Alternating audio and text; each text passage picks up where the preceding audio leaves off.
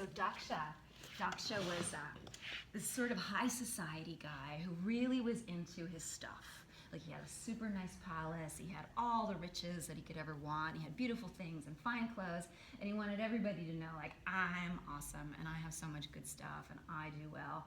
And so he would throw these lavish parties and invite everybody who was anybody, and just to show off his wealth.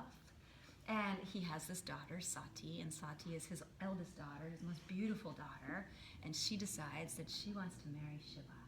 And Shiva is a wild, dreadlocked, meditating mountain man who goes into rages sometimes and has 3 eyes, and he sits in meditation grounds and covers himself with the ashes of dead bodies to remind himself of impermanence, because he is the God of impermanence, the God who takes things away from us, you know, when we're holding on so tight. I just love that quote, everything I've ever let go of has claw marks on it. So Shiva's pulling and we're like, no, I want it to stay like this. He is the God of endings. And so he's got this kind of mysterious, dramatic quality. And he doesn't usually wear clothes, but maybe a little loincloth. And so here's this upstanding guy, Daksha. He does not want his daughter, Sati, to marry Shiva, but she does anyway. And he just can't be happy for her. She's so happy. She's got her beloved, and they're living together on the mountaintop, and it's just amazing, but he can't be happy for her. So he decides that he is going to stick it to them a little bit. And he throws a party. The biggest party anyone has ever seen. And they're going to have a big fire ceremony at Yagya, and he invites anyone who's anyone. It's like the Academy Awards of fire ceremonies. And so all the gods and goddesses and anyone who's of any standing in the community gets invited. He does not invite Shiva and Sati. They don't even know what's happening. But way up on their mountaintop home, Sati looks out the window and she sees all of these chariots. It's like like at the end of a baseball game or something, when everybody's leaving the stadium and it's just traffic everywhere, and she's going, what is this? And then she's asking people who are in this line of traffic, what's going on? And they tell her father's having this incredible fire, this beautiful party. And she's so hurt that she's not invited. And she says, well, I'm going to go anyway. And Shiva says, don't, come on, we don't care about his stupid party, don't go. She goes anyway, stands there in front of her father. She walks through the door, and she's so devastated. She's so upset. How could you do this to me? I'm your daughter. How could you not be happy for my happiness? How could you not see me? And he just can't. He just can't, because of his ego, because of his pride, because of his obsession with material existence. He can't see her pain. And she gets so upset that she walks right into the fire. And she burns up. Now Shiva, of course, up on his mountaintop, he knows right away. You know, like when you have that gut feeling when someone you're close to, something happens to them. He knows right away. And he's devastated. He goes to the party and he carries Sati's body. And he's just weeping. Don't worry, it does get happier, I promise. But that's why I love these stories too, because we go through this, right? We go through times where we're just devastated and we lose things and we can't imagine how we're ever going to come out of this grief. And that's Shiva at that moment. He is so devastated at the loss of his love, and so he's carrying her, and eventually he lets her go, and he retreats way off into the mountains, and he sits. He sits and he closes his eyes and he begins to meditate, sort of to meditate, but mostly he's just focusing on his grief. Mostly he's just sitting and wallowing in this deep black despair. And we need Shiva, right? We need the whole triad of creation. We need Brahma, who's the creator. We need Vishnu, who keeps things going. And we need Shiva, who takes things away. That's the cycle, because without the one who removes things, nothing is ever going to move forward. We're never going to grow. We're never going to become our best selves. And so with Shiva out of the picture now, the whole world goes into chaos. And this is the perfect time for a demon to start getting really powerful. How does he get his power? Come on, if you were here yesterday, you know. What? Yoga, yes, yoga. So he's doing, just like the demon from yesterday's story did, he's doing all this yoga because he wants to get powerful. So he's doing his practices, and Brahma comes and says, good job, my friend, like he does. He gives him his little candy and says, I'd like to give you a boon. And the demon, just like the one before, says, all right, I would like to be invincible, please. Brahma says, same thing you said to the other demon, everything that's born must die. I can't give you that. Here's what I can do for you. Let you choose again how you would like to go. And the demon says, okay, I got one for you. I want to be killed by the son of Shiva. Okay, so two problems with that. One, Shiva doesn't have a son. And two, Shiva's wife has just died, and he is in absolute, complete despair. So this demon thinks, perfect, I can get away with anything. And so Brahma says, as you wish, so shall it be done. The demon now goes about destroying, marauding, taking, stealing, burning, everything. All the gods and goddesses are in a complete panic. What do we do now? We've got to find Shiva. And so they're all panicking and freaking out. And then there's this Narada. He's the divine sage. He's kind of like this little character who's up in the clouds and plays instruments and causes trouble once in a while. And he says, hey, I know where Sati is. She's been reincarnated. Her name is Parvati. She's the daughter of the mountain. Himavat is her father. He's the king of the mountains. And Parvati, since she was a tiny little girl, all she ever wanted to do was think about Shiva and worship Shiva. Like all the other little girls, picture like 6 years old, 8 years old, and they're all playing with dolls and brushing their hair, and she's doing puja on altars to Shiva. So she knew from the time she was little, there was no question in her heart that she was going to marry Shiva. And her parents, unlike Sati's parents, her parents were totally down with it. They thought, whoa, our daughter wants to marry Mahadev, the greatest god in the world? Yeah, we're going to get behind that. It might be totally outrageous and wild and unrealistic, but that's her dream, and we're going to support her. And so they do. And so when the time comes, and there's a knock on the door, and they open it, and there's all the gods and goddesses going, hey, we need your kid. They don't even question it. Himavat says, he calls Parvati and he says, your time has come. And she's so excited. She thinks, oh my God, I'm finally going to get to meet Shiva. I'm finally going to see my beloved who I've been dreaming about for so many years. And she's so excited. And so she gets there. They bring her to where Shiva's sitting in the forest. Now, he's been sitting there for a while, for years now. Sitting there, and the whole, because he's so dark and so sad, everything has started to die around him. So picture this forest grove of just withered dead trees and dry sticks, and all the animals have long gone. Everything is just brown and dry and awful and miserable. And they bring Parvati there. And at first she's like, wait, what? Like she's thinking this is going to be her marriage and it's going to be so exciting and her lover's going to be so happy to see her. And he won't even open his eyes. And he's just surrounded by death. But she's so amazing. Parvati is so strong, so her love is so pure and unconditional that it doesn't even faze her, not even for a second. So she just begins to sweep around him, and she just starts to take care of him. She's okay, if he's like this, I'll love him like this. And so she starts like cleaning his altar and leaving a little bit of rice next to him just in case he opens his eyes and is hungry after his meditation. And she puts fresh flowers on the altar, and she does all of these wonderful things. But the gods and goddesses who are waiting are like, hello, this is really nice and all, but there's a demon downstairs, and he is really destroying the house. So we've got to speed this up a little bit. And so they go and ask Kama. Have you heard of the Kama Sutra? So Kama is the god of love. He's like the Cupid. He's this very mischievous, fun god of passion and divine love. And so they go and ask Kama. Kama has a sugarcane bow with flower arrows. And they say, Kama, and Kama has a wife named Rati. Say, Kama and Rati, you got to help us with this. We need you to go and shoot Shiva with some of your magical arrows so that he'll open his eyes and he'll see that Parvati is there, and they'll fall in love and get married and take care of business. And so Kama's really scared because he knows that Shiva has a temper. Everybody knows that Shiva has a temper. And so he's kind of shaking in his little boots. And, okay. And his wife Rati is terrified. Of course you would be if your husband has this job that he's got to go awaken the wildest, craziest God in the universe. But that's his dharma. You know, we all have our path in this life. We have to do what we have to do. That's what he does. And so he's standing behind a tree hiding, and he's shaking, and he can't do it. But then somebody bumps into him, and pow, pow, pow, pow, pow, 5 arrows go flying. So he didn't even want to do it, but it happened anyway. 5 arrows go flying straight into Shiva's heart. Shiva opens his eyes, and he sees in front of him Parvati. And she's so beautiful. And she smells so good, and she's so sweet looking, and big, wide, loving eyes, and she's gazing at him with such adoration. And he feels love. It starts to bubble up, and he feels lust, And then he gets really, really mad because he thinks, I shouldn't feel happiness and lust. I shouldn't feel love again. My wife just died. How dare I? How awful that is. I'm such a terrible person for having these feelings for another woman.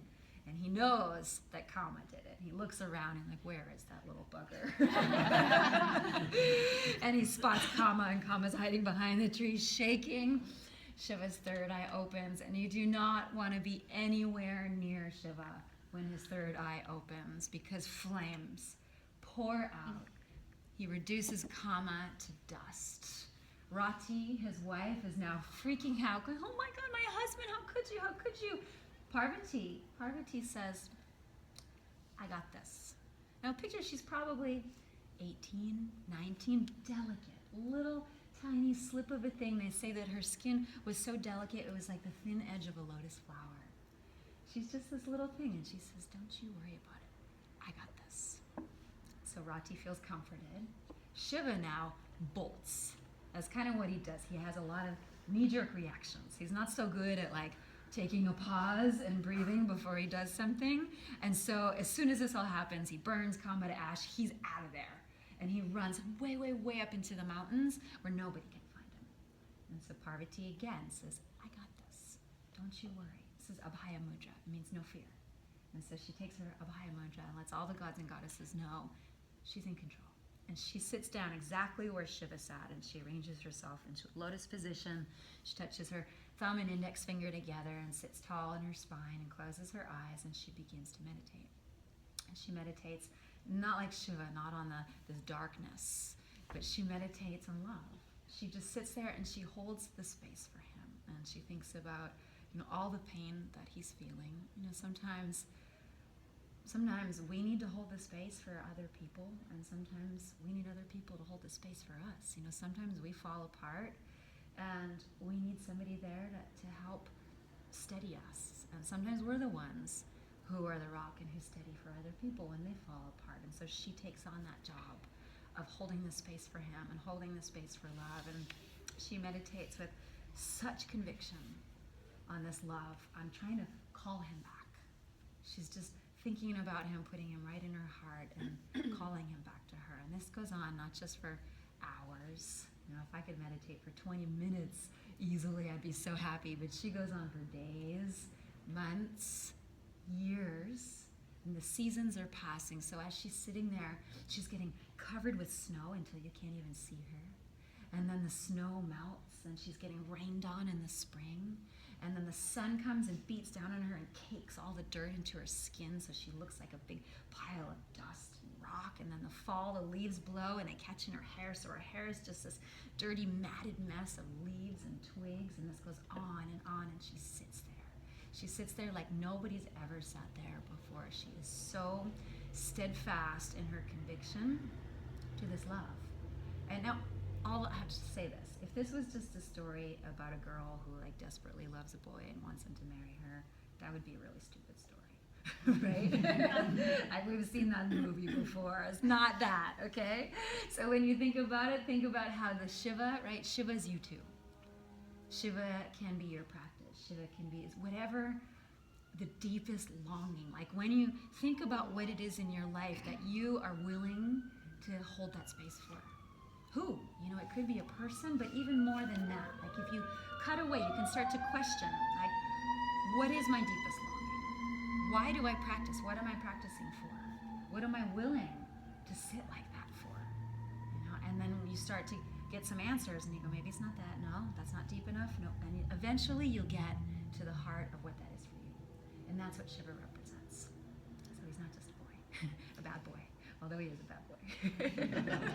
And so she's sitting and she's meditating, and she starts to get really, really warm. Now, as she's meditating too, because she's just nothing but pure love and sweetness, the whole forest starts to bloom around her again. So all the trees are sprouting new leaves, and all the flowers are opening, and they're just so intoxicating. The whole forest smells so incredible. It smells like the most beautiful spring day, and the sun is shining, and all the little animals have come back, like all the little deer have come to sit next to her, and all the bunnies are falling in love, and all the birds are tweeting. It's like the best Disney movie ever.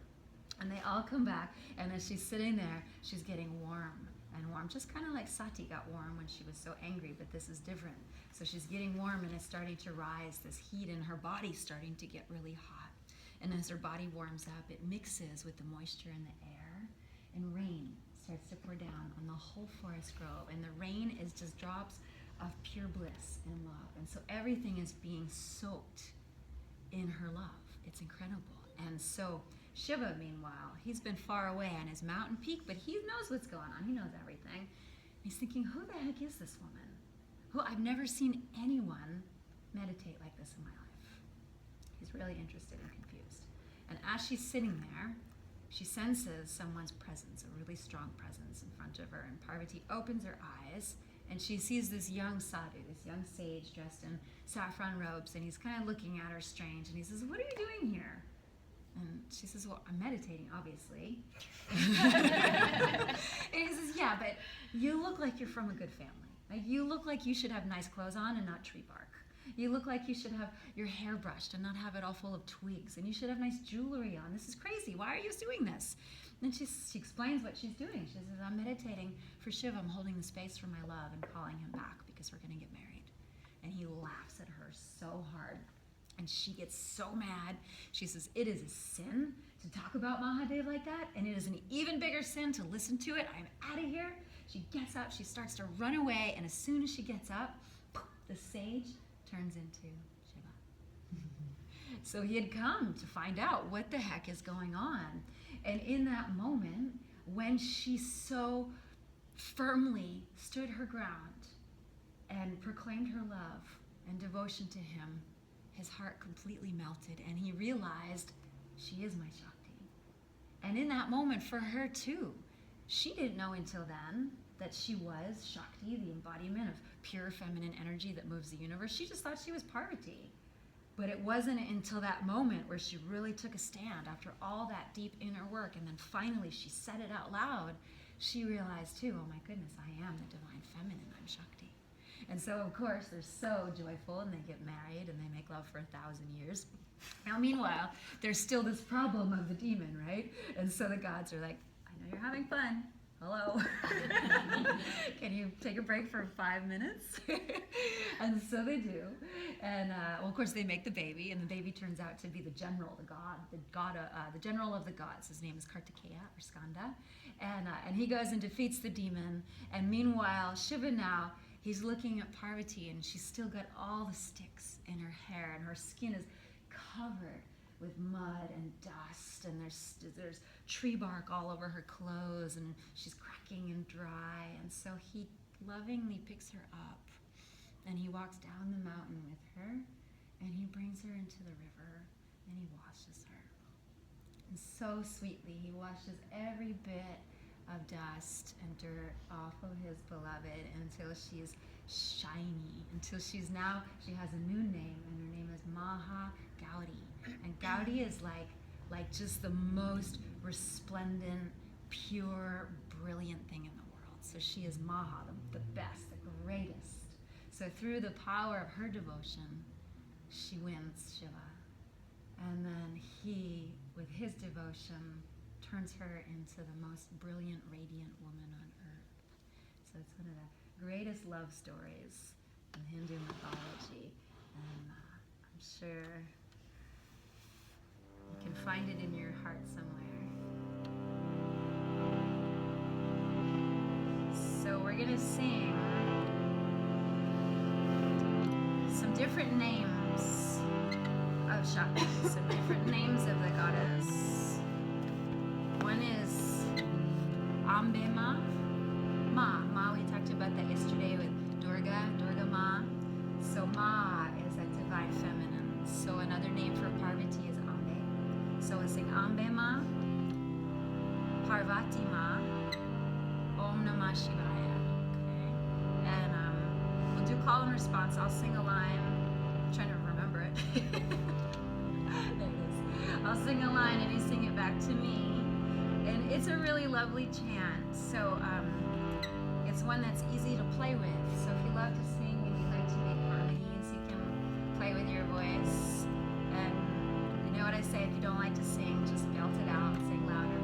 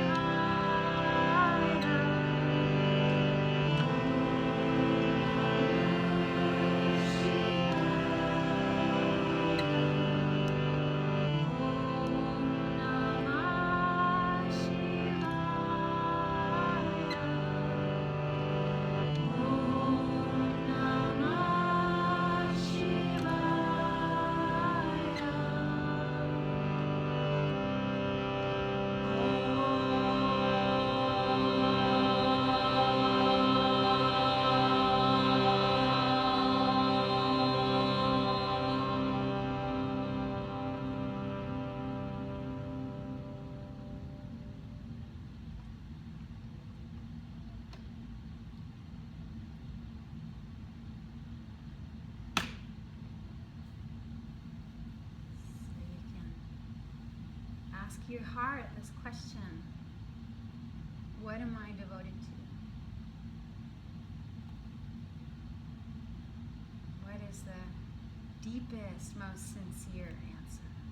Sometimes you have to go through a lot of other answers before you get to the real one. And if you don't know right now, that's okay too. You know, like Rilke says, sometimes you gotta just live the question. So you can just keep that question in your heart as we practice today. You can let your eyes open and make your way onto your mat. Make sure if you were just coming in, make sure you've got a block. And if you like other props, have them nearby to take care of yourself. And you know, as we practice today, take really good care of yourself. If you need to modify anything to better fit your body, of course you are welcome to. And yeah, take care of yourself. So come onto your back and take Happy Baby to start with today. You can reach for the pinky toe edges of your feet. And as you hold on, let your knees descend to either side of your chest. And any little wobbling, wiggling, rolling from side to side you want to do, go for it. Let yourself really be a happy little baby.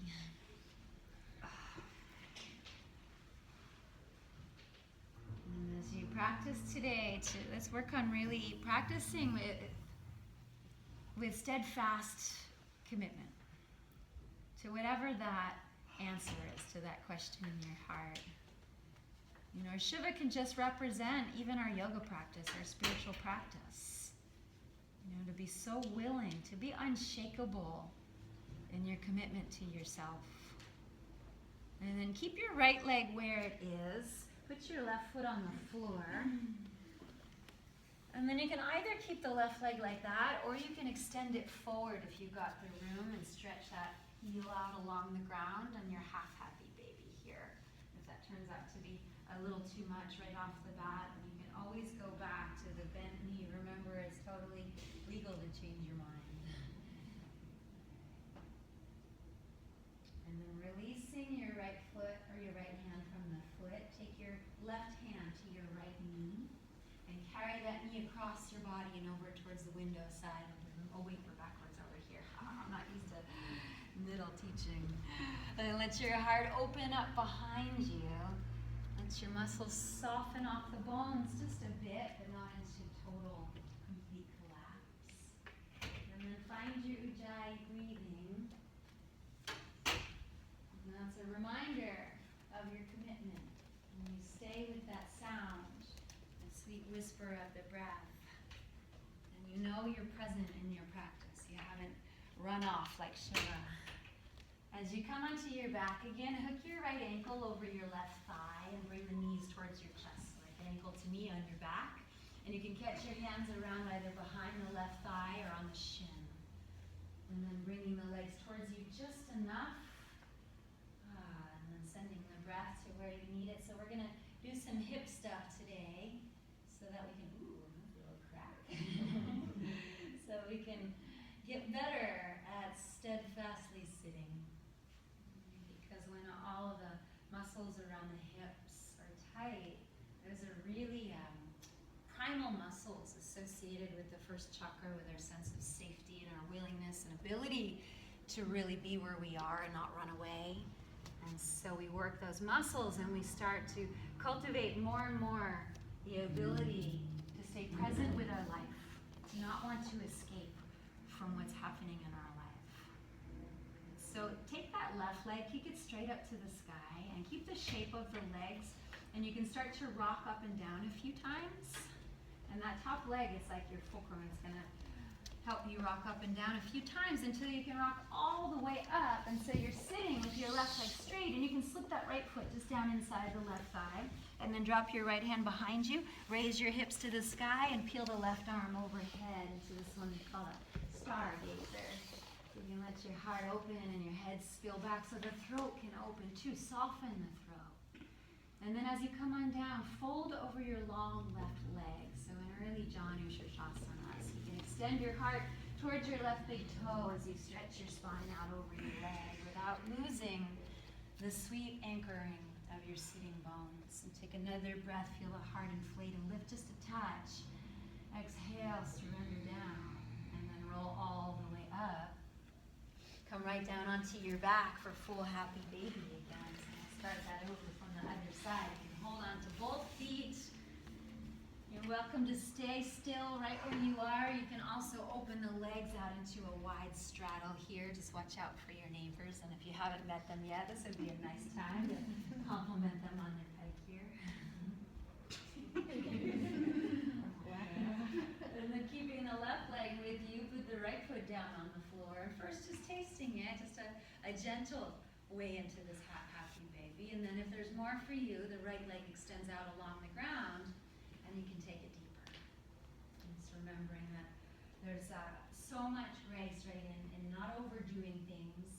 And remembering, unlike Shiva, right, we learn from Shiva that we've got to stay really present in the in-between spaces so that we don't knee-jerk react to things. So take one more breath here.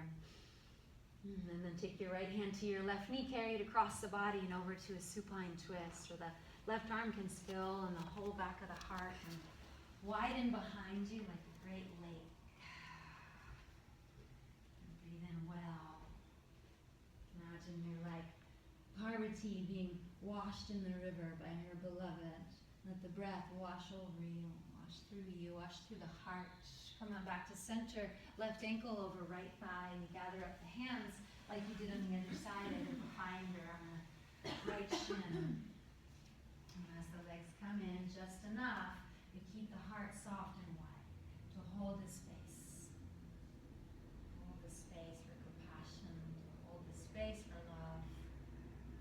And then lifting the right toes up to the sky, start to rock yourself up and down a few times until you rock all the way up into that stargazer. So you drop the right foot, the left foot rather, down inside your right thigh, drop the left hand behind you, and then up you go.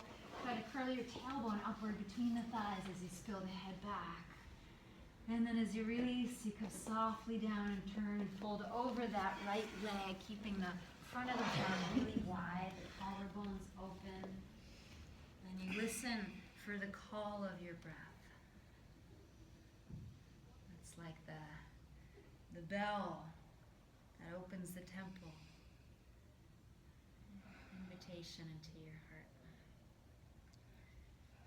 And then come on up, come onto your back one more time for your happy baby.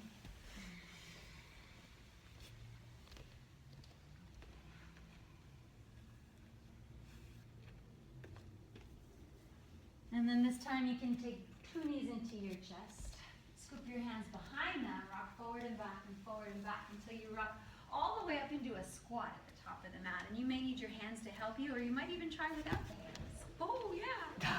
And if it doesn't work, try it again. Why not? There's no rules. You can try twice. Woo. And then from there, you can straighten your legs, fold over them, bring the feet in right underneath your sitting bones. Stay for a moment, just spill over your legs. It can be like the rain, right? Since you're every part of the story, you're the rain also. And then soft knees start to roll all the way up to stand. Nobody asked what happened to Kama. I thought you would all ask what happened to Kama. Remember Parvati said, I got this? Yeah. So at the end of the story, Parvati says to Shiva, hey, listen, all is well and good. The demon's been defeated, but you did a bad thing. And you have to fix it. And Shiva says, well, look, I can't undo what I did. Right? You know, sometimes we say so like the words fall out of the mouth. It's like you can't take them back. And so Shiva's a good teacher in that way too, that you can't just undo something that's caused difficulty. He says, but I will do my best to make it right. And so he says to Rati, Kama's wife, I can't bring him back completely, but I can bring him back just for you. And so Rati is the only one who can see Kama, but he makes it, Shiva makes it so that everyone else in the world feels Kama. Kama is in the atmosphere all the time. Isn't that sweet? So Rati's so happy because she's like, only I get to see my sexy husband. But we all get to experience it as the love that's around us all the time. And So as we move today, you can imagine the comma in the air. You might like high five them as you're doing your sun salutation. So I'm going to show you what we're going to do. It's a fun little vinyasa, and we're going to start. The idea here is to really try to come into that space like Parvati did, to be able to stay super present, to be unshakable in your conviction to your practice, to try not to let anything from outside knock you off your path. And so we're going to do some practices today that are really about staying really quiet, and because if you don't, you'll fall over. So I'll show you. We're going to start. Don't do it yet. I'm just going to show you. The thumbs are going to hook, and we're going to go up and back, and the knees bend, and I'm going to swing down, catch my hands, reach up and over, and fold. And then from there, coming through Utkatasana, just for a moment, the hands are going to come to prayer, and then I'm going to hook ankle to knee. And we're going to visit this a bunch of times, so don't go crazy on the first one. Just be gentle with it, and then we'll stand up. And then we'll do other stuff we're going to add on. So just like we did yesterday, for some of you who are here, we're going to build and build on this sequence and keep adding things to it. All right? Are you ready to be gods and goddesses of love? Here we go. So hook your thumbs in front of you. Swing the arms up and arch back. And then like rain falling on the forest, swing down, catch the hands behind you, stretch your arm up and over. If the fingers don't interlace, no problem at all. Just reach them back. And then as you lower the arms softly, bend your knees, take your hands into prayer, shift the weight onto your left foot and take half Utkatasana here, ankle to knee, right foot over left ankle. Yeah, and you feel the sitting bones spread as the right thigh bone rolls out. And then all you have to do is stand in Tadasana, stepping the right foot down and dropping your arms by your side. Parvati was the daughter of the mountains. So when you stand in your mountain, you feel your mighty presence, your strength, bridging heaven and earth. And then we'll do that again. Hook your thumbs and try to keep switching up which thumb is in front if you remember, because that just is a good way to remind you that you can also change your mind. Even little things like that can help. So switching the grip, swinging the arms up as you inhale, and then pouring like water down over soft legs. Catch the hands behind you. Switch it up here too now and then. Stretch the knuckles up as the heart spills down. And then as you sweetly, patiently release the arms, bend your knees, take the hands to prayer. And this time the left ankle hooks over the right thigh. You sink just as low as you need to right now without overdoing it. And then you become the mighty mountain. Step down, drop your arms by your side, and feel your magnificence. Feel the sun in your heart. Hook your thumbs in front of you, swing the arms up, arch back, and then spill down. Gather the hands as you pour yourself forward.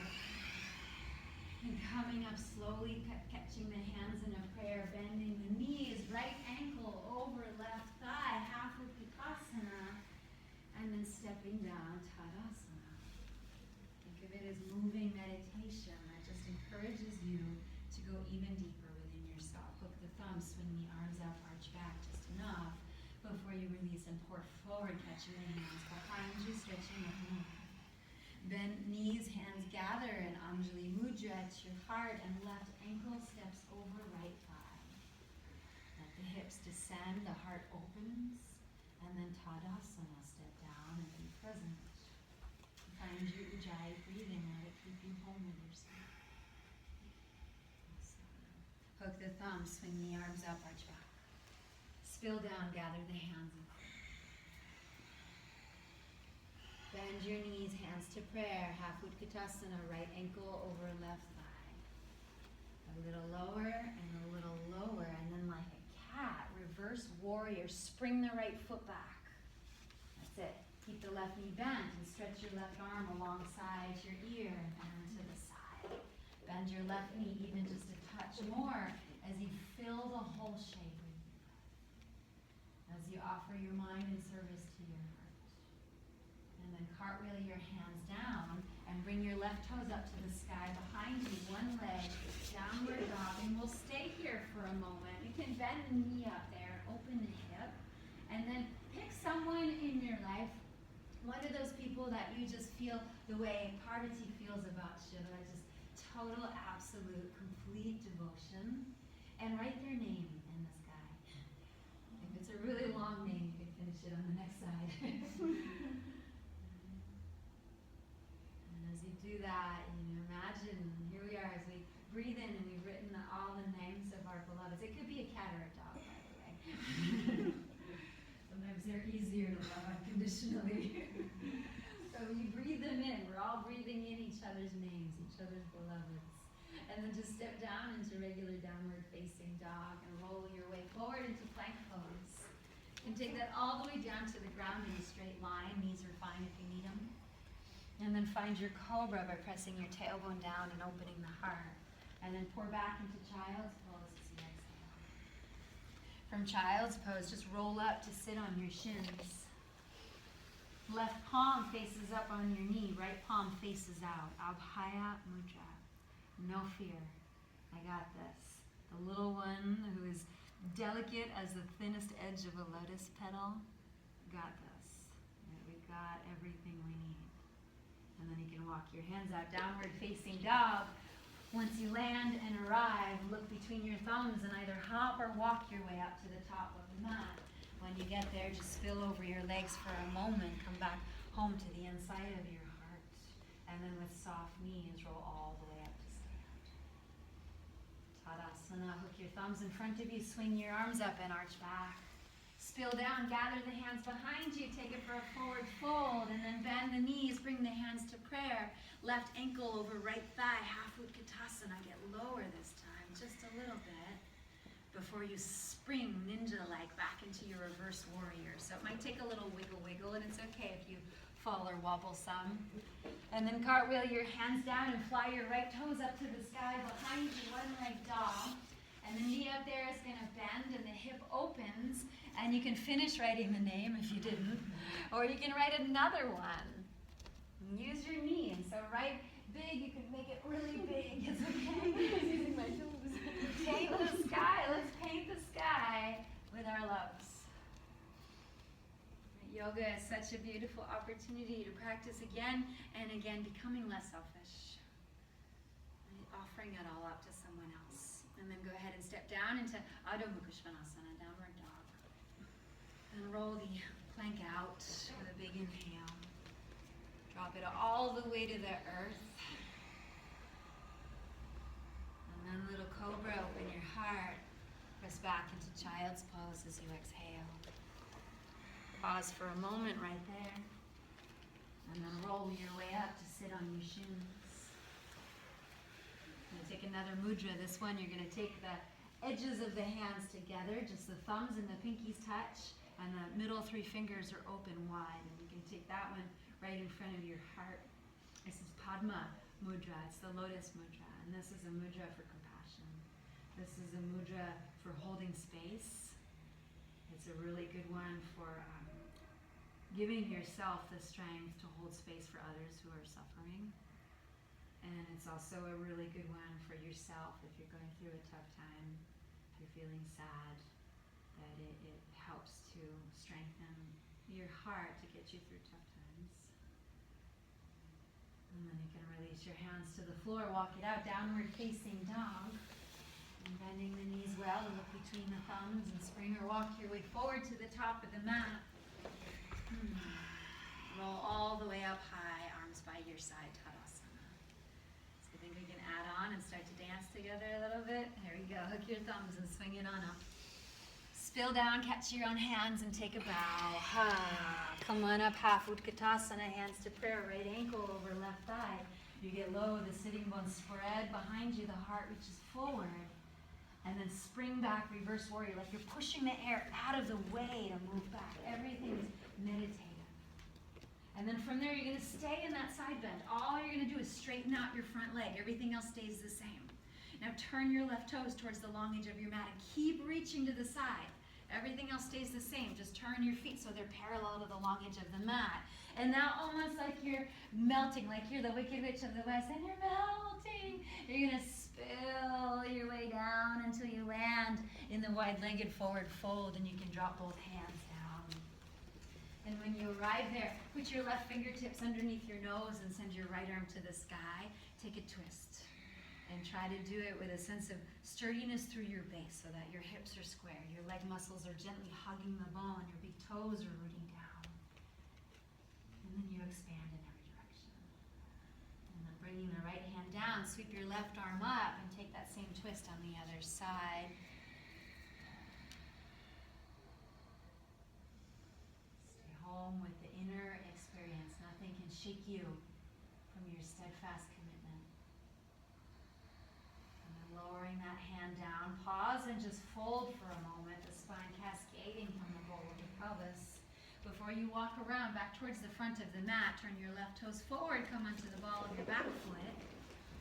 And shifting all the weight onto that left foot, fly your right toes up to the sky for a standing split.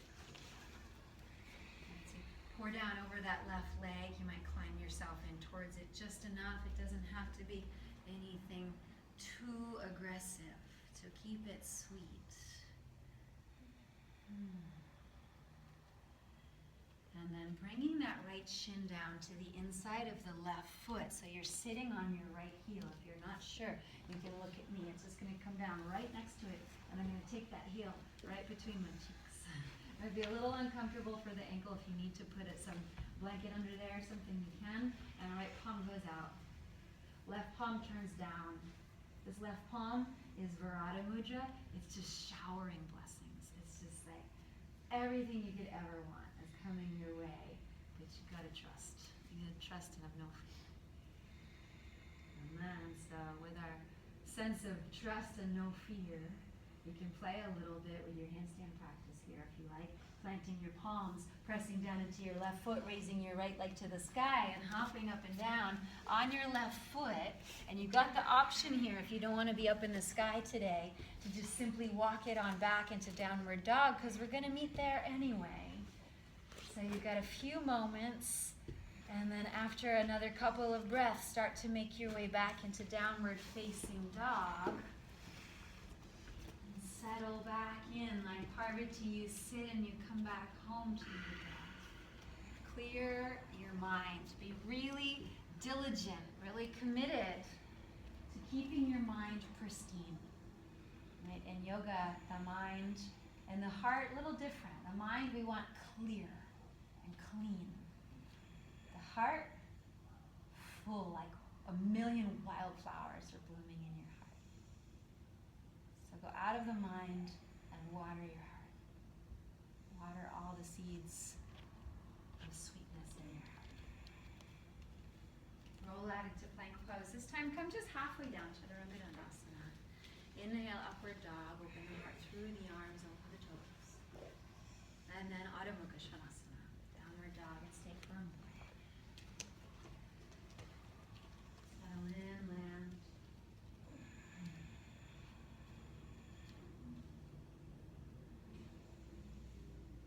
And then looking forward, you can step or hop your way to the top of the mat. Come on up halfway and fold again. Soft knees, roll you all the way up. Arms by your side. Our sons and daughters of the mouth. Hook your thumbs in front of you, swing your arms up, arch back, and then surrender like rain. Spill down, gather the hands. Bend your knees, hands to prayer, half Utkatasana, get low, and then spring yourself open, reverse your warrior. Yes, half Utkatasana then. And as you reach back, you stay reaching back, and then elongate your right leg. Stay reaching back, turn the right toes towards the side of the mat, and so slow, melt your way down, like Parvati was covered in snow, and then it melts until you fall all the way down. Keep your left hand under your nose, reach your right arm to the sky and twist. And as you do, see if you can lift your left hip just a little bit more so you're so steady in that pace. And then changing directions, right hand comes down, left arm flies up. Like a great big exclamation point in the sky, and you feel how it invites your heart to spread through the front even more. And then lowering the left hand down, pause and fold. Walk it around to the front of the mat, shifting all the weight onto your right foot, the toes pointing forward, standing split. Fly your left toes up into the sky as you melt down over your right. Keep the mind pristine. Keep cleaning it, sweeping away anything unnecessary. To be committed to that. And then lower your left shin down next to the right foot so you can sit on the heel. And lotus mudra. Thumb, pinkies touching, hands in front of the heart, holding the space. If there's anyone that you need to hold space for, you can put them in your heart. And then go ahead, if you're flying, drop your palms, stand on your right foot, swing your left leg up to the sky, and you can practice a few little hops up and down there, or you can keep it much simpler and take a nice little walk back into downward dog, because we're going to land there eventually. The yogi practices no preferences. That's a tough thing, right? But yoga teaches us hot, cold, that's good, this is good, that's good. Success, failure, both are good. And then when you land in down dog, breathe deep into your heart again, empty your mind, stay committed. Remember those names you wrote in the sky, you're doing it for them. Roll out into plank pose and come halfway down. Inhale the heart open wide and then pour back into downward facing dog pause. And from this down dog, bend your knees, look forward, step or hop up to the top. Folding well, let yourself drape over the legs before you bend the knees and roll up to stand in your Tadasana.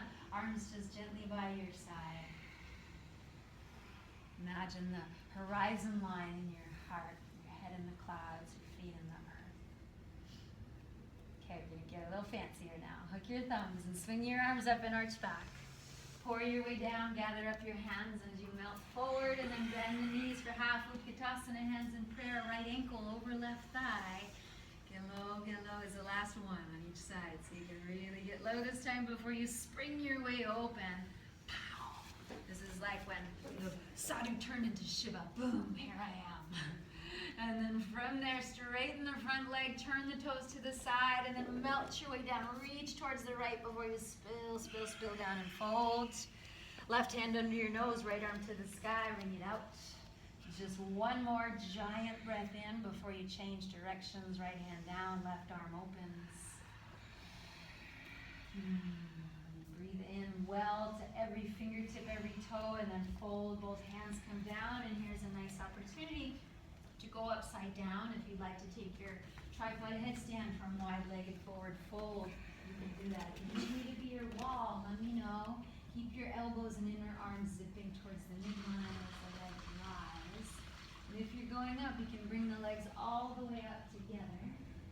If you're folding, keep folding. Let that spine just pour from the hips like a mighty river. And if you're up in the air, start to open the legs wide again. See if you can go super slow. Step back into your own footprints, heels first.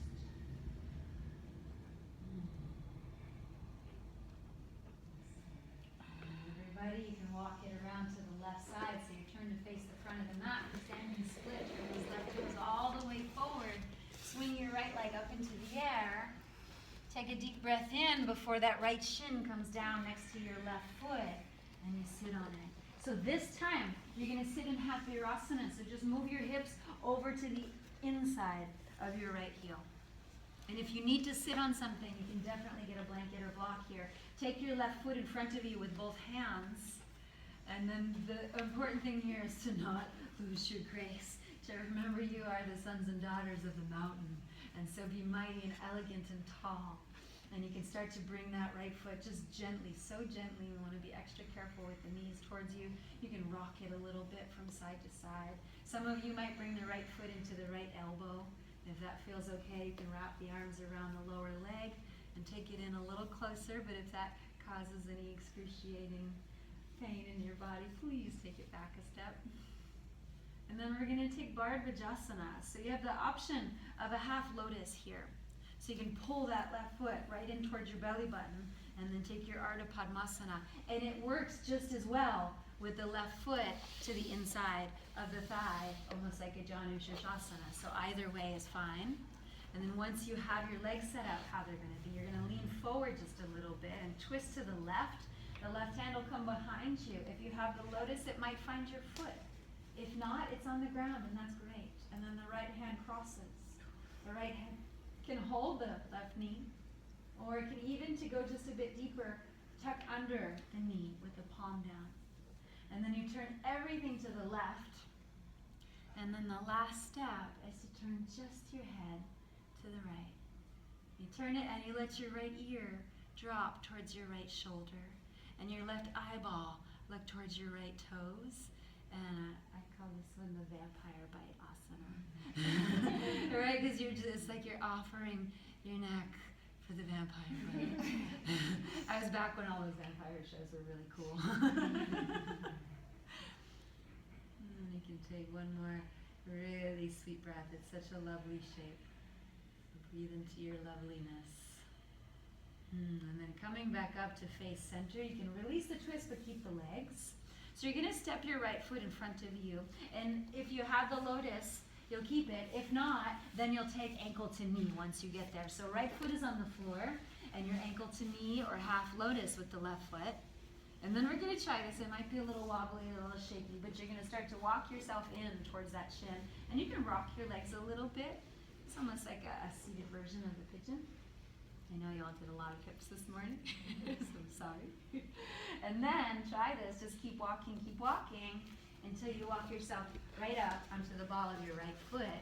And that heel comes right where it was before when we sat on it, right between the little cheeks there.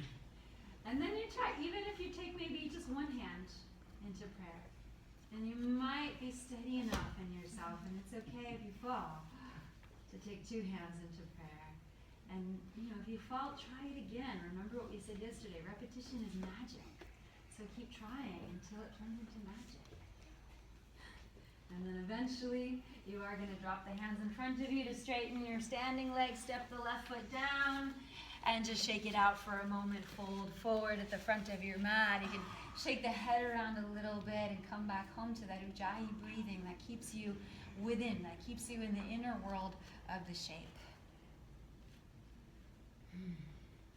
Bend your knees, softly roll up to Tadasana, arms by your side. And as you come to stand on your own 2 feet, come back again to that question. What is my deepest longing? What am I committed to? What's worthy of my commitment? Hook your thumbs in front of you, swing your arms up, arch back, open your heart, spill down, catch the hands in a fist behind you as you fold forward. And then releasing the hands to prayer, bend your knees, half Utkatasana, left foot over right thigh, get low, and then spring your way open, reverse warrior, left foot to the back of the mat and right arm alongside your ear. And then from there, straighten out that front leg, keep reaching to the side, keep reaching before you spill down like the hand of a clock, just melting your way down, toes all face the long side of the mat as you fold. Right hand under your nose, left arm to the sky, twist. Feel it moving, that twist starting from right behind your navel center, that warmth, that little fire. And then drop the left hand and reach your right arm up to the sky.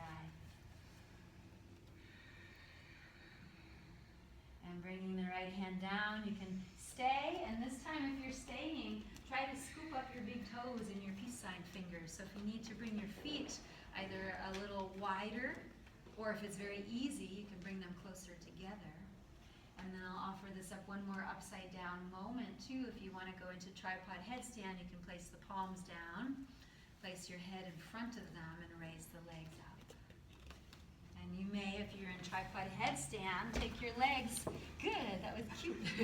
Right? If you fall, just turn it into art. Make it fun. If you're up in the headstand, you can take lotus, perhaps. Sometimes it's actually easier to access from above like that. So you may surprise yourself. And if you have the lotus, let's see. Okay. And then come on down, everybody in the sky. Come slow, feet wide, landing. If you had the big toes, let them go. Walk yourself around towards the front of the mat. The right toes point forward. Shift all the weight onto that right foot. Fly your left toes up into the air. You're like Kama's arrows shooting up into the sky. Reach them up. And then bring the left knee down next to the right foot. And this time you'll sit off to the side and sit inside of that left heel. Take your right foot up with you. And yeah, be nice to your knees. So use everything that you need to be more comfortable here. As you hold that foot either in two hands and keeping your heart open, your collarbones broad, or you hold it in the elbows if that's okay for you. Just a little bit of gentle opening before you take that foot either into your Padmasana by pulling the heel close, closing the knee, and then taking the foot to the top of the thigh and knee down. Or you drop it right down on the floor. And a little lean forward and a twist to the right hand coming behind you, the left hand crossing over to the knee or under the knee. You find what's touching the ground and you really anchor it down with commitment, and then you twist around that central point. And then just the head turns to the other side. And you drop it like Shiva just cut it off. You drop it off to the left side, exposing the sweetness of your neck.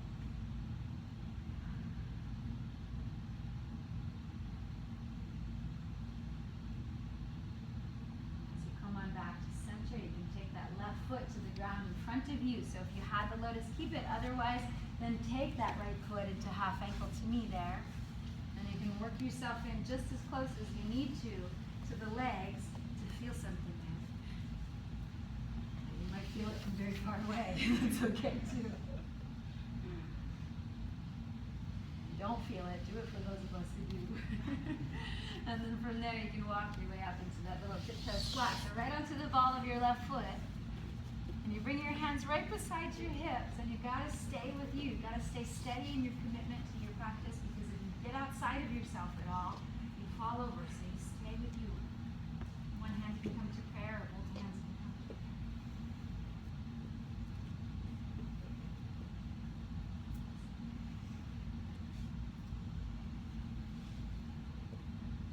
And when you do let it go, the hands will walk out in front of you so that you can straighten out your standing leg, release the right foot down, and hold. If you need to make a little noise, stick the tongue out, feel free.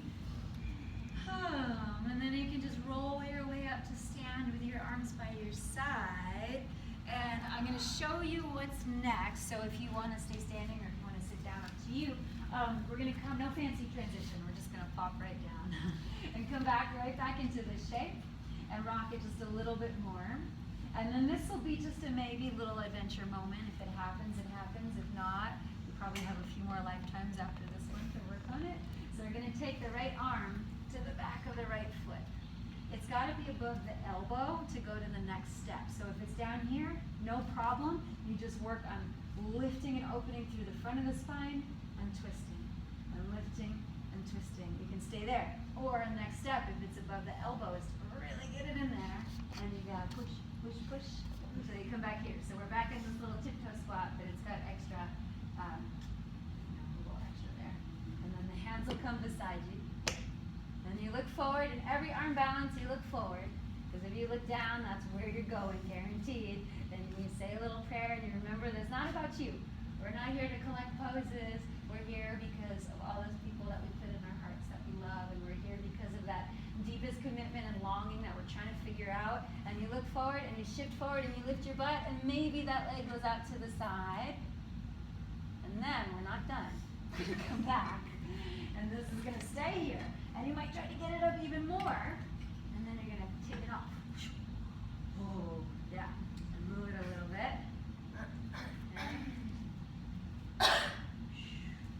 Actually, you know what we're going to do? I think we need another step in there. We're going to come back and take it down. We're going to do it this way. This will be more accessible. So you can fold into half lotus here, and then we'll take this again, just like we did before. Now, you're trying to get your right thigh bone towards the floor. So you can lean and back, and lean and back. And then eventually, we'll try that same position. Try to get it up towards the armpit this time.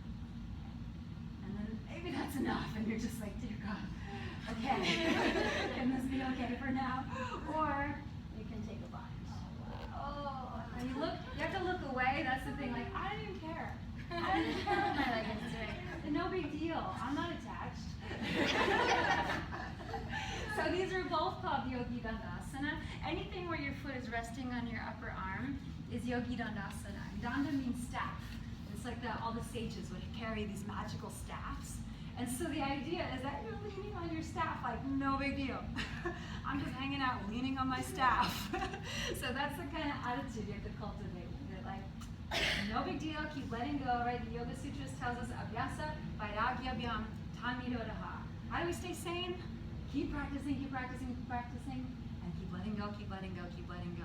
They both have to be there, because if it's just practice, practice, practice, then we get really crazy, right? And if it's just letting go, letting go, letting go, then we're like, well, then we don't need to practice anymore, right? So try to bring those two things into balance. So let's try it. Come on down. And the first thing you're going to do is turn to that half ankle to knee on your seat, right ankle hooked over left thigh.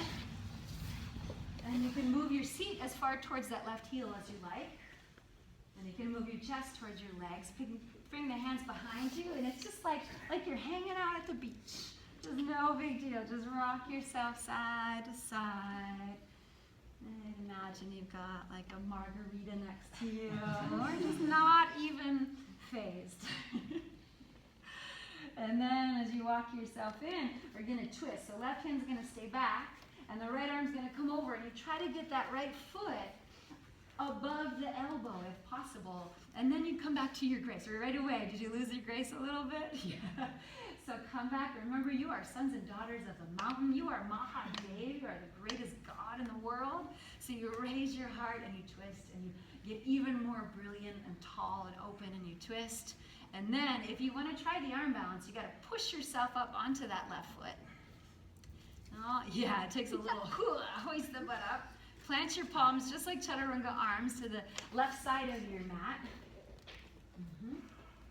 Look forward. And you're actually standing on your arms. So once you get it, it's surprisingly simpler than you think and easier to hold because you're standing on something. Yeah. Yogi, what do they call this one? Like grasshopper or something, right? Yeah. But it's not. It's Yogi Dandasana. You want to be real. And then you can come back to center, everybody, and just let it go. Put your 2 feet on the ground. Watch your knees from side to side. Again, just like whatever. It's okay. We're committed to something so much deeper than the showiness of a fancy asana. But if that fancy asana helps us to get deeper into our commitment, that's a good thing. And then you come back, and again, the same foot. So taking the, actually first let's take half your asana with the left leg. And use your padding. Use a block if you need to. And then hold your right foot in 2 hands and get tall and mighty. Grow your spine like a mountain. And then start to work that right thigh bone down towards the floor. And just gently push it over, yep, and back. And just rock it a little bit, like just tasting it so the body doesn't freak out. We're just saying hello, like, okay, that's interesting. A few times. And then maybe when you bring it down, down, down towards the floor, you hold that right foot with your left hand. Bring your right arm around to the sole of the foot and try to get the foot as close to the armpit as you can. And then again, if you let it lose your grace, then you've got to find that grace again. And you can stay like that, or you can take that right hand, thread it in the triangle between your right waist and your leg. I know, what? That's it. And then you're going to reach the left hand around to hold it. Whoa. I know, one day. And then let it all go. You are so done with that. Put your hands down, put your feet down on it, and just shake it out a little bit. But you do have 2 sides. How lucky are we? You got 2 legs. So left ankle over right thigh. And then scoot yourself in just as much as you need to. Right? And it's so helpful to make it not about you. And the easiest way to do that is to make it about somebody else. Right? And eventually we can let that go too and just do it because it's, it's the right thing to do and it's our practice and we love it. But it helps so much if you think about someone you love and you make it an offering to them. Like you're going to take this and offer it on a silver platter. Right? So how would you do if you're going to gift wrap this practice right now? It would have a different flavor. It wouldn't be like, right? It would be really sweet. Do it more delicately. So you can go ahead and twist now. The right hand stays behind you. The left arm will come towards the sole of the left foot, and you just try to get it as much towards the armpit as you can. But remember, everything in its good time. We're in no rush here. Parvati sat, right? She sat and meditated for years and years. She had so much patience. So we can, if we had just a little bit of that patience, it would be lovely. And then if you want to try the arm balance, you get that foot above the elbow, hoist yourself onto the ball of the right foot, plant your palms beside you, look forward, keep the inner arm zipping in, and you're stepping with that left foot onto the right arm. Look forward, keep your gaze up, that's it. And then come back without too much fascia. And let it go, put 2 feet on the ground. Awesome, and then this time your right leg is gonna come into Virasana. And as you take that left foot into you, sit up super tall. That's it, rock it a little bit. Rock it and maybe start to bring that left thigh bone all the way down towards the floor. A few rocks back and forth. And that can be good. Right? Shiva teaches us not to go hog wild. Because when you do, things really get messy. So we'll practice patience, tenderness, either stay there or bring that left foot towards the left armpit. And you can bring the hands to prayer even. That's another way to do this one. Or eventually it'll turn into a bind. Eventually you bind and the back hand will come to the floor. And you lean on your staff and you look away from it because it's no big deal. I'm just a yogi hanging out on my danda. And then let it all go. Oh, shake both legs out straight in front of you, and you can bounce your knees around a little bit and say thank you. You can feel them, rub them, touch them, look at them, love them, say nice things to them, because they're about to come into Virasana and you're going to need them again.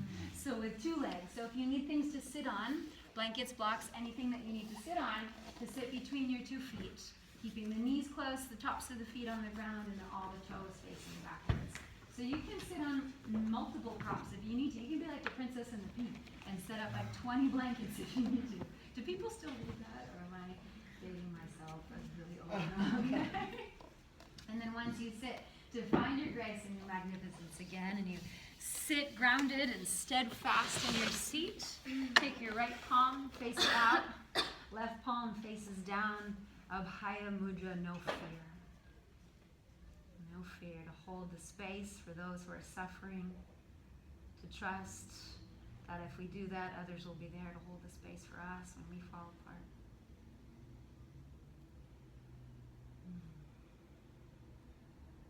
You can stay in Abhaya Mudra, excuse me, or you can go from here into headstand A.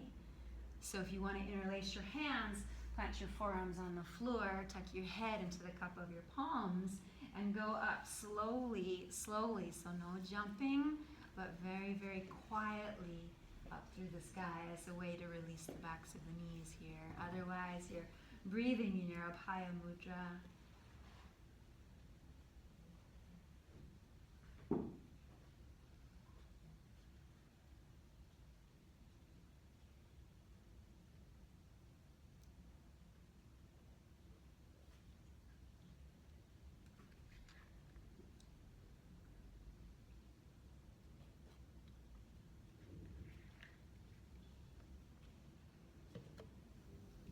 Up in the headstand, come right back into Virasana if you can. And make your way down and then come back to Virasana, and you can let your mudra relax if you're holding it, palms down on the thighs.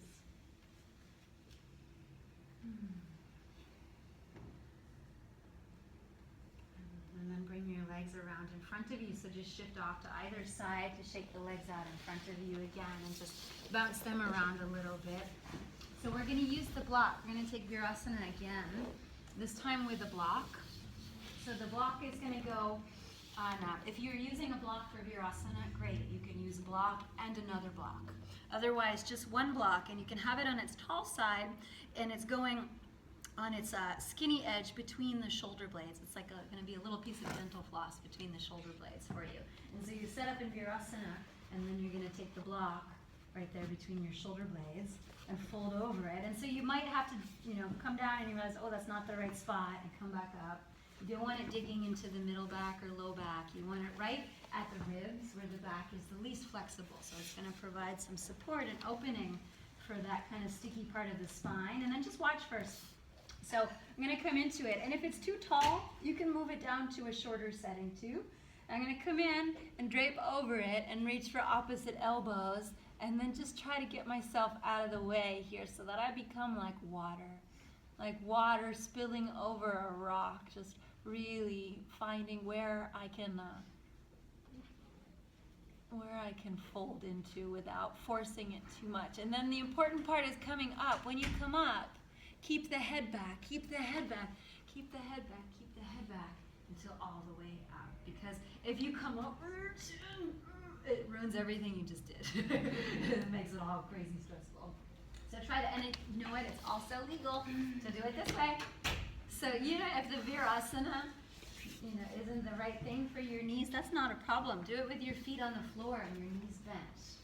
And then once you arrive over that block, you can hold on to opposite elbows and let yourself just melt like water. Imagine Shiva's holding you.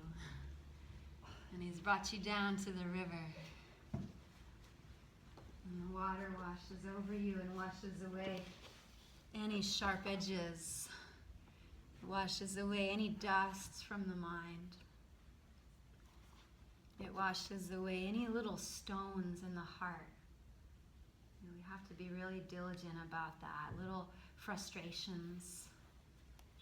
We get annoyed at people, or we feel hurt by someone, and it forms a little stone, a little pebble in the heart. If you're not careful and they stay there, then those little pebbles become big rocks.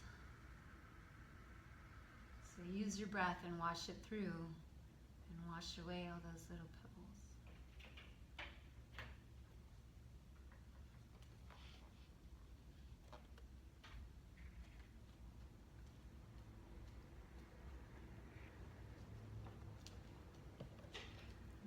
Come on up, bring the hands down, press into them, keep the head back, like there's a string on your heart, and your best friend is there pulling you up. Come up, come up, come up, and then the head will right itself, and you just pause to not rush, but just to feel, to be at home inside your own body. And then you can bring the legs out in front of you again, shake them out one more time before you come down onto your back. And as you come down onto your back, bend your knees and plant your feet underneath your knees, hip width apart, to set up for a little flowing bridge practice. So with your knees bent and your feet down, hip width apart, your palms down by your side, feel your back settle into the earth. Feel the water of you seek the lowest place as it melts down. And then on your inhale, you're going to lift your hips and your arms until the backs of the hands touch the floor behind you. Go ahead. And as you exhale, both the hips and the arms will slowly come down until they touch the ground.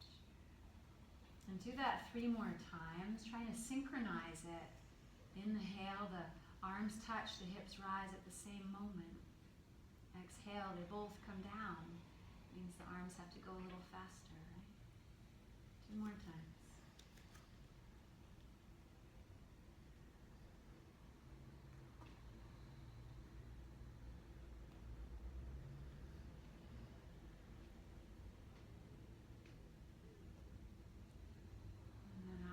Finish that second one, just let yourself settle. Keep the hands down this time as you peel the hips up and take your Setu Bandhasana, your bridge pose. This time rocking the arms, upper arms underneath your back. And you can clasp your hands if they reach. And feel your tailbone climb up towards the sky. Feel your sternum like it wants to reach for your chin, and you can even lift your chin a little bit and then climb that sternum up just a touch higher, yes. And then like water, like rain, you softly come down, releasing the arms first and then drooping the spine down, one bone at a time. Widen the feet just a touch and let the knees fall together like a little prayer.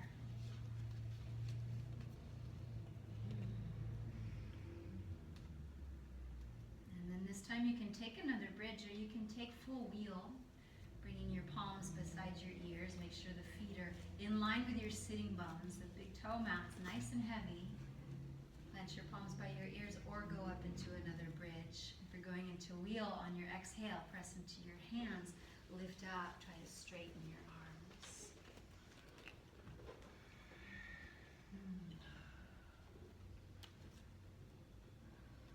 And then stay committed but soft where you are. Feel yourself planted and then keep opening out in every direction. Keep holding the space for yourself. When you do come down, the chin comes in. If you're in wheel, everyone lower down slowly. You went slower than you went up.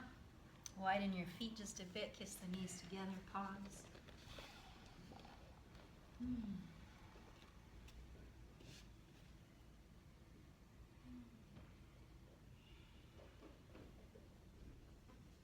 And then you can rock off to your side and come on up to sit.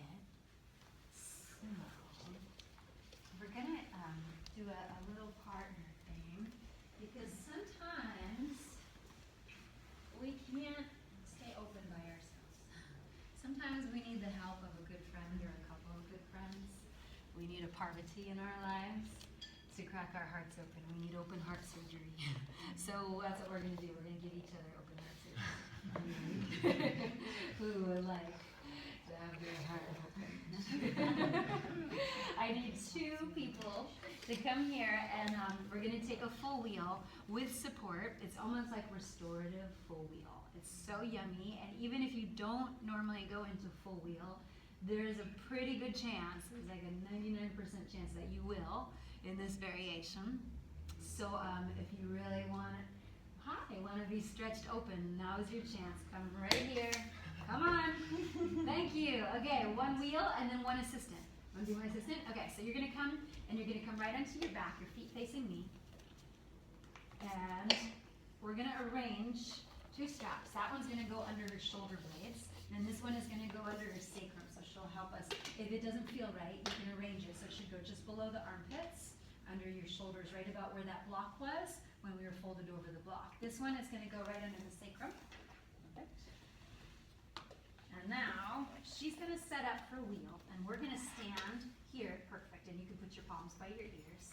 Put your hands by your ears. And now we're going to be like so your knees are going to be bent. It's almost like we're what is that? Like water skiing, right? And you're like, oh, that's what we're going to do. We're going to go water skiing. So we want to make sure, as the assistants, your job is to make sure that you're super grounded, because if we're not grounded in our feet, we might fall over and the whole thing will fall apart. So get grounded first. Oh no, I don't mean to scare you. We're very grounded. We gotcha. And then as she presses up into wheel, we're going to pull up and at an angle away from her. Yeah, and you might even walk back or just as you need to. And she can tell, is that enough or you want more? More. All right. So, it's so good. So it's pulling the flesh of the low back and the top of the buttocks downward and opening the whole area around the ribs, which is so sticky and hard to open for most people. It's like you're in traction while you're in the wheel. It's so delicious. And then when she's ready to come down, she'll bring her chin in and say, let me down. I can stay here all day. You can stay all day, I know. But you'll do it again. Bring your chin in, and we'll stay with her the whole time. So as she comes down, she doesn't feel like she just got dropped. We're still there, and then she'll come all the way down and rest. And you can widen your feet and bring your knees together. And if you want to be a really nice friend, you can take your hands like Barbie hands, like claws, robot hands. They're like robot hands, and bring them right to the flesh of the tops of the thighs, and just draw back. Move your feet a little further out that way. There we go. And then I'll go. And that's just a yummy little assist. Okay, so you can also do that in the bridge. So if you don't want to go up into full wheel, you have the option of doing it in the bridge. So you can, will you show us one more thing? So she'll set up the same way, and will you take this side? And I'm going to go here. And this time, I'm going to bring this through the armpit hole here. And she's going to set up for her bridge and come on up. You can put your palms down, raise your pelvis. And I'm just pulling this way a little bit. So same thing, but in bridge pose. So if you want to take this option, you're welcome to. But I think that probably most of you can do the wheel because you have the support. Somebody's going to be pulling you up. So maybe try it. And you know it's also okay to try it and go, wait, no, and change your mind. That's totally okay. All right, and then you can let her down. Come on down slowly. Release the arms. And rest. So grab 2 friends. If we don't have, I'm not sure how many, but if it's uneven, you can be in a group of 4 also. And then go around and everybody take a turn. Open heart surgery, okay?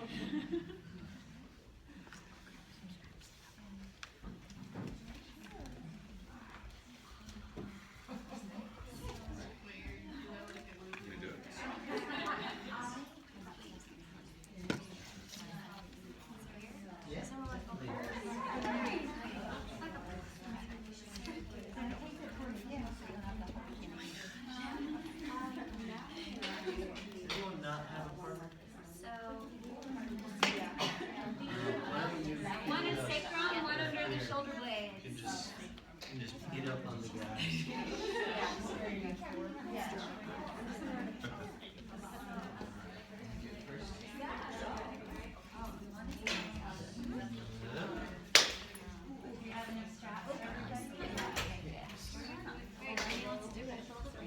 I go first?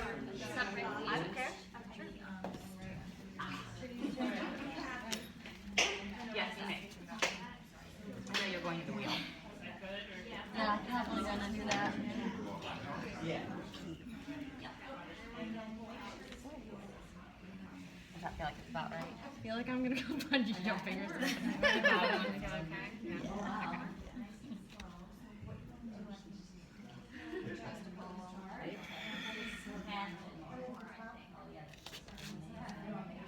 Okay, so probably, I think maybe like more on the lower end. Further down on your lower end? Yeah, or you can just pull more. You have such a beautiful wheel anyway. Well, that's kind of you. Yeah. Does it feel better or different? Way more space in the front and the middle ribs. No, well that It looks like it, yeah. I always think that's the hardest spot to get space into. I'll look at your wheel when you get there. Do you feel it? Your wheel? It's hard. I've seen it before. It's hard because Do you normally do wheel? I do. I know. You're weightless.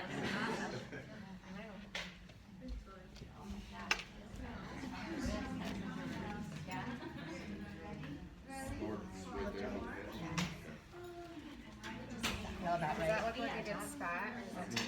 I think that's good. Yeah.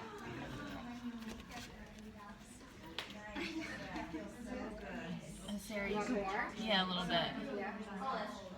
Oh wow. Is that good? You want more? A little more, yeah. Is this okay? Yeah, that Press through your feet, so.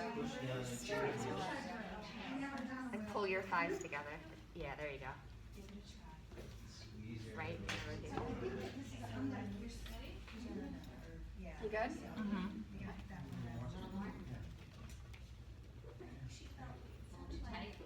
Feel good? Yeah. I'm really nervous. I'm like having like everywhere today. All right, let's kind of see. like, I just do it myself. Yeah, when she was first when I was like, yeah. But it actually doesn't feel like Yeah, freaks me out. So that Are you a teacher too now? usually No. what happens is Did you guys know each other before today? Yeah, her and I are. Okay, I thought so. Wait, I'm not sure this is the right spot. just like in bridge, you're still Okay. it's a little bit that you can't quite get into Oh, wow. your Oh, man. It doesn't feel like it looks. Can you straighten your arms out? Is that enough pressure? Feel okay? Yeah, it's just like, wow, really stretching. I don't feel, I really honestly like don't feel space anywhere. I kind of feel the exact same. Is it good?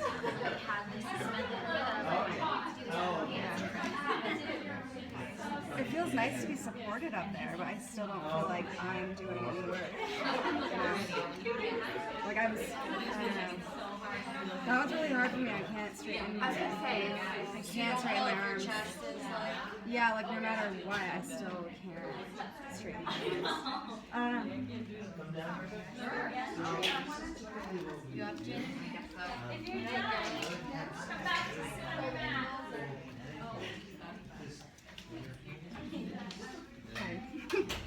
Sorry. How does that feel on location? I think it's good. Yeah. No rush though. If you're not finished, you can still play. If you're done, come back to your mat and you can take Baddha Konasana. Can you pull like a little bit more there? Yeah. Quite close and fold forward. Yeah. So open. I really feel it in the chest. Yeah. Push against my shins. Push straight, push straight, push straight with your arms. Oh. Okay. You good? Yep. Got you. That's really cool how it opened your friend. Yeah. That's always. Oh, sorry. I felt it like all the way my pelvis even. I could feel it. Yeah. I felt it like this space in the middle. Yeah. I just You don't rotate your top hip up, you rotate your top hip flexure down. You want to square your hips. You want to I always try to open my hips. And then when you said shift it to the ground, I'm like, oh my gosh, I feel that so much different. Yeah, I heard you tell me that. And you gave us an example. You used to type. That's what I held down my thumbs. Even this was actually work. So yeah, it takes a lot of. Both things are twisting. Yeah. Oh, like right? Like both twisting. Like it's not really twisting. I want to stay stable, and just that is twisting. So something's got to stay stable. So something else can twist. That's such a hard thing because it's like yeah. So it's like not really twisting. Well, I never felt like I got much out of it. Wow. So until then, yeah. I need to get back to that place. So come to your mat and sit down. And you can take a quiet Baddha Konasana. Hold yourself forward. Come back. I know it's very exciting and fun meeting new friends and blasting your heart open like that. And coffee after that. You're all set for the day. But then let's come back. Come back to the inner experience of the yoga practice.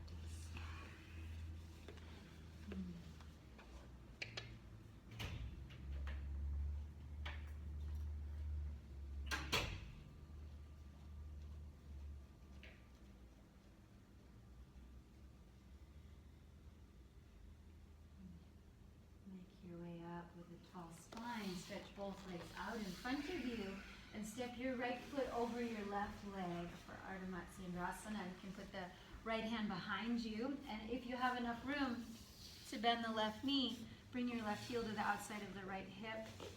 If it feels better and more spacious to have it out, take good care of yourself and keep it out, and then you can lift your left arm way up as you inhale. Reach it up and lean back so the whole front line of the body gets so spacious. And then twist to the right and either hug the knee with the elbow or tuck the elbow beyond the knee. And find that twist from right behind the belly button. And you feel whatever's touching the ground. And you anchor down with commitment. You sit firmly in your seat and open away from the earth.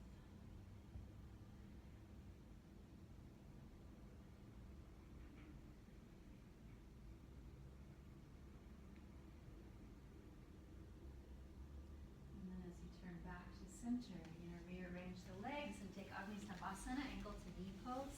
So moving that left foot a little more forward and bringing right knee over left ankle and right ankle over left knee. And this is another one where you can open that bottom leg up. You can put things, if there's space between the knee and the ankle, that's fine. Put a blanket or block there.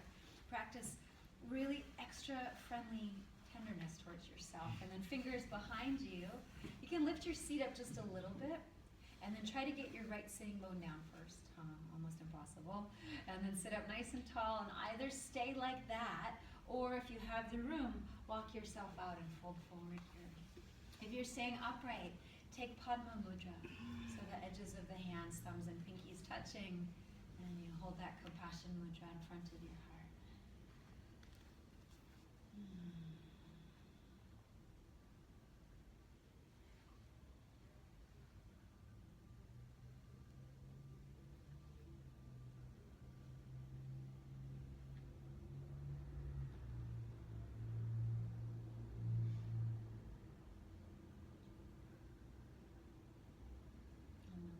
Next breath in, floats you back up, tall spine.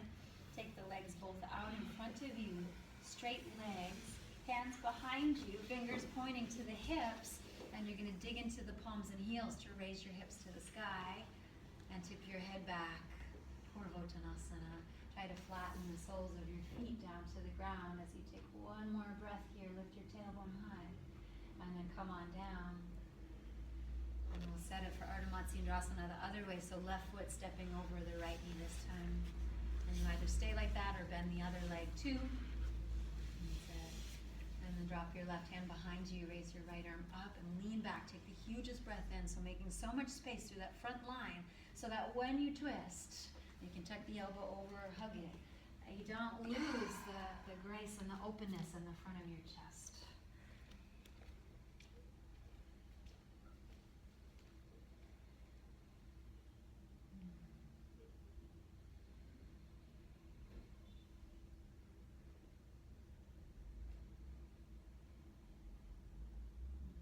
Turning back to center, rearranging the legs, shin over shin, ankle to knee. So this time it'll be the left ankle on top.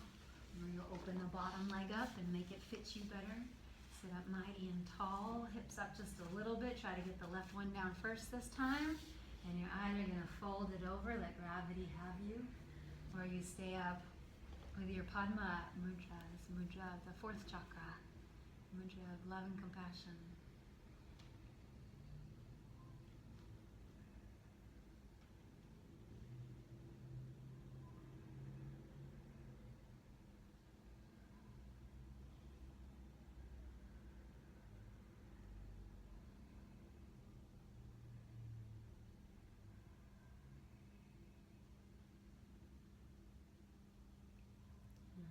Slowly rising off to send both legs straight out in front of you, and this time a Paschimottanasana.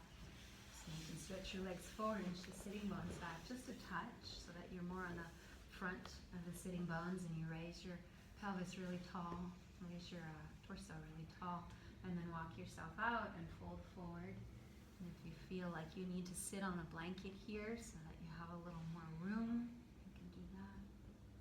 Open.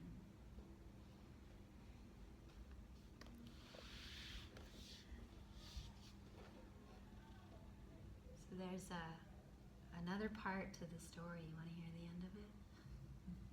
So they get married, or they're going to have this big, beautiful wedding. And Parvati is so excited, and she tells her parents, okay, get ready. And her parents plan this incredible, lavish wedding.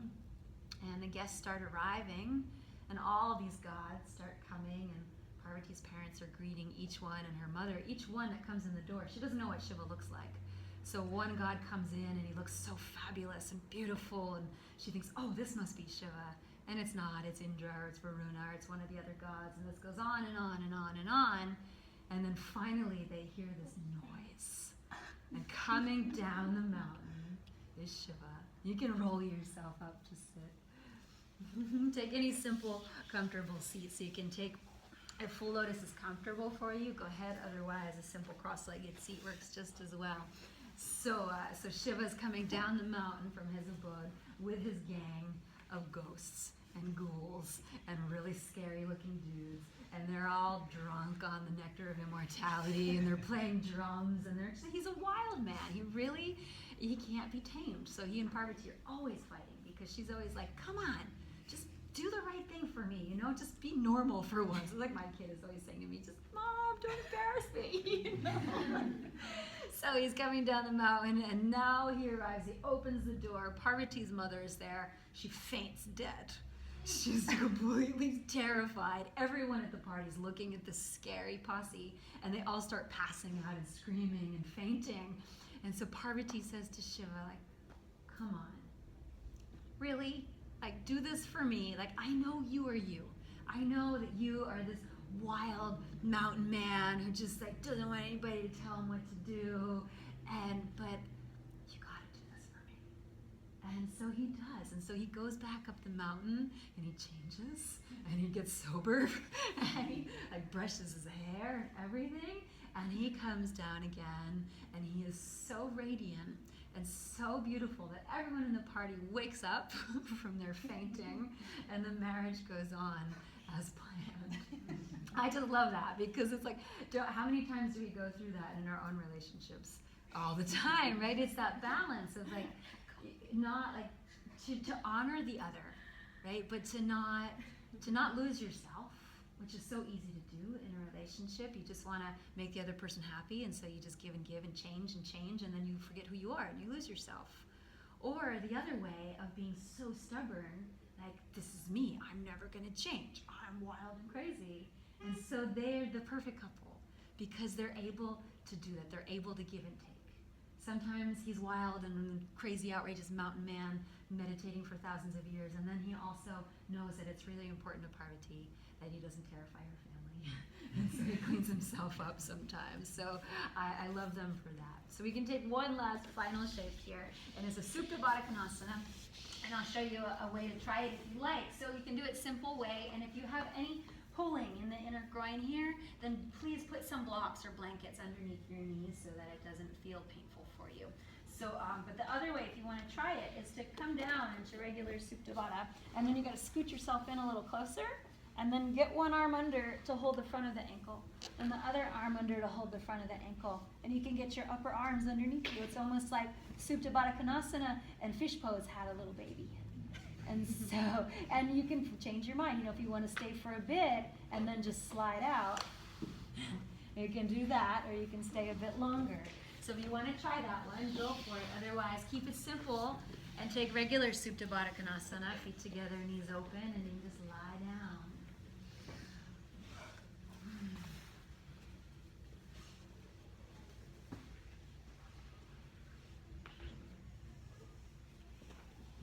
My teacher, Douglas Brooks, says that Shiva and Parvati are the perfect couple, the perfect relationship, because while he's really wild on the outside, inside he just wants love.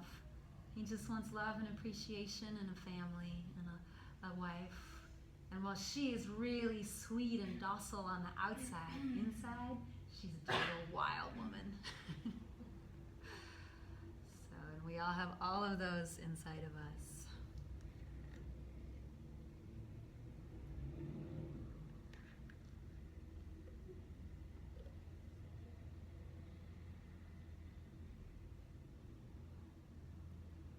If you're holding the ankles in your Supta Baddha, you can release them and slide yourself backwards a bit. And then everybody stretch out one leg long and then the other one. You can open your arms by your side with the palms turned up if you haven't already. Take a big, big inhale. Feel that every edge of you, every nook and cranny, and then open your mouth and exhale it all away. And do that again, one more time. Breathing in. And breathing out. You can imagine like you're floating in the river, like Shiva's holding you. Floating in that cleansing water, washing away all the dust of the mind and the heart, all the frustrations and grudges, all the little wounds, washing them clean.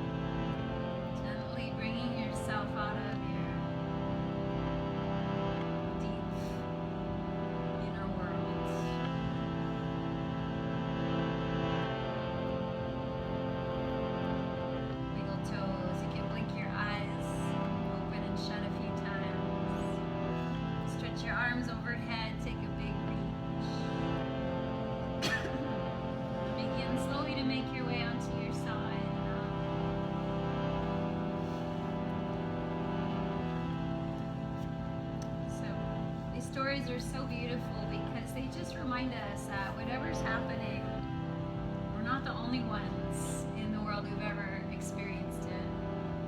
You know, sometimes when things get tough, we think, oh my God, why me? Nobody understands. But we get it. We've all been there. Climb up to your tall seat, mighty like a mountain. And we can take a big step back, you know, and just go, wow. And this is all part of this wild roller coaster ride being human. So we'll sing Om Namah Shivaya to finish. You can think about the person whose name you wrote in the sky. You can sing it to them. You can sing it to your own heart. I'll do it once and then we'll do it together a few times.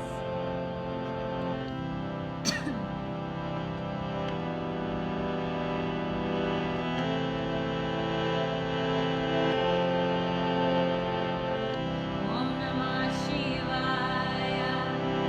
Om Namah Shivaya. Om Namah Shivaya. Om Namah Shivaya. Try that. Om Namah Shivaya. Om Namah Shivaya. Om Namah Shivaya. Om Namah Shivaya. Keep going. Om Namah Shivaya. Om Namah Shivaya. Om Namah Shivaya. Om Namah Shivaya. Om Namah Shivaya.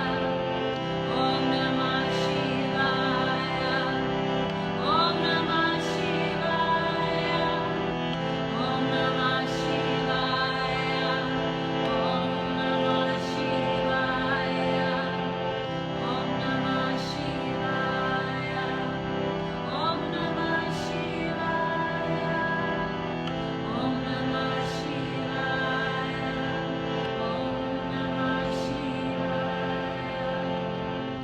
Om Namah Shivaya. Om Namah Shivaya. Om Namah Shivaya. Om Namah Shivaya.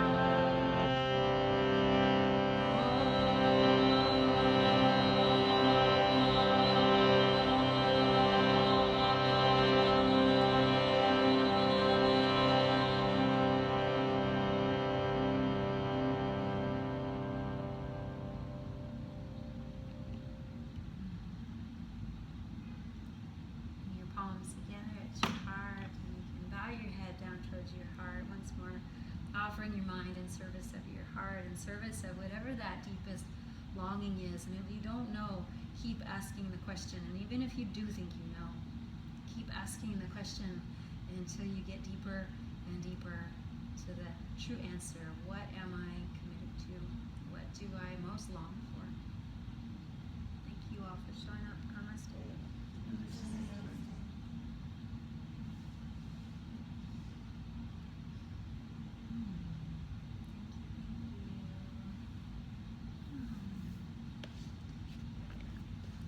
Did it work? It worked. So if you want this